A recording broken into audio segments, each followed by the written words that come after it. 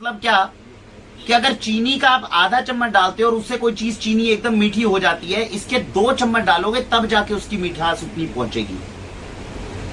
और आयुर्वेद का सिद्धांत है संतुलित। कोई भी चीज हमें ऐसी इस्तेमाल करनी चाहिए जो हम थोड़ा सा डालें तो थोड़ी थोड़ी करके मिठास बढ़े। थोड़ा सा डाला और बहुत ज्यादा मिठास कर देगी, ऐसा नमक भी और ऐसी चीनी भी आपके लिए खतरनाक होती है। तो इसका ग्लाइसेमिक इंडेक्स जो होता है वो सबसे कम होता है, इसलिए पाम जैगरी पाउडर अच्छी है। कब यूज नहीं कर सकते? भरी गर्मी है, क्योंकि तासीर थोड़ी सी गर्म है।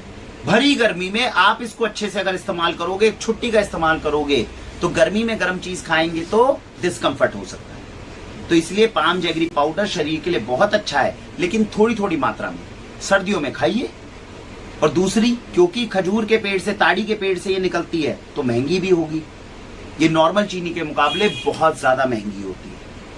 तो जो लोग अफोर्ड कर सकते हैं उनको ये लेना चाहिए। शरीर के लिए तो बहुत अच्छी है, नियमित मात्रा में थोड़ी थोड़ी खाओगे तो शरीर के लिए बहुत बेहतरीन है। ऐसे ही क्या था पाम जैगरी पाउडर, जब इसी को हम थोड़ा सा प्रोसेस करते हैं तो इसी तरीके से बन जाती है पाम जैगरी शुगर। दोनों में बहुत ज्यादा अंतर नहीं है, सेम बेनिफिट है, हल्का सा कंसिस्टेंसी में फर्क है। वो आपको थोड़ा सा, जैसे हम बोलते हैं जैगरी पाउडर, जिसको हम भाषा में शक्कर बोल देते हैं, बात समझ रहे हैं? तो उस तरह का बस कंसिस्टेंसी में फर्क है, रेट में और बाकी सारी चीजों में इतना अंतर नहीं है। तो ये हुआ जो ताड़ी से निकला। इसी तरीके से होती है कोकोनट शुगर। नारियल के अंदर देखिए, कभी नारियल खाते हैं, बहुत कम मिठास होती है, तो उससे बनी हुई शुगर में भी यही बेनिफिट है। उससे बनी हुई शुगर के अंदर भी मिनरल विटामिन बहुत अच्छे हैं।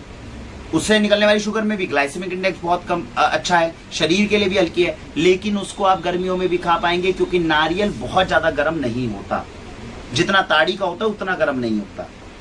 तो कोकोनट शुगर लेंगे, मूल्य इतना ही बैठेगा, लेकिन थोड़ा गर्मी में भी इस्तेमाल आप कर पाएंगे। तो दोनों का डिफरेंस समझ में आया, पाम जैगरी का और कोकोनट का। अब इससे आगे आते हैं, इससे आगे आता है गन्ना। अब आप कहते हैं भाई नारियल का महंगा पड़ेगा और आपका खजूर का महंगा पड़ेगा, मैं महंगी चीज नहीं ले सकता, लेकिन क्या इसके बाद में मैं कोई ऐसी चीज ले सकता हूं जिससे शरीर को फायदा ही हो, नुकसान ना हो? तब बारी आती है गन्ने की। अब गन्ने के रस को निकालिए और पकाइए। पकाने के बाद में जो सबसे पहली चीज आती है, या तो बनेगा उससे गुड़ या बनेगी गुड़ की शक्कर। अंग्रेजी में बोलेंगे जैगरी या बोलेंगे जैगरी पाउडर।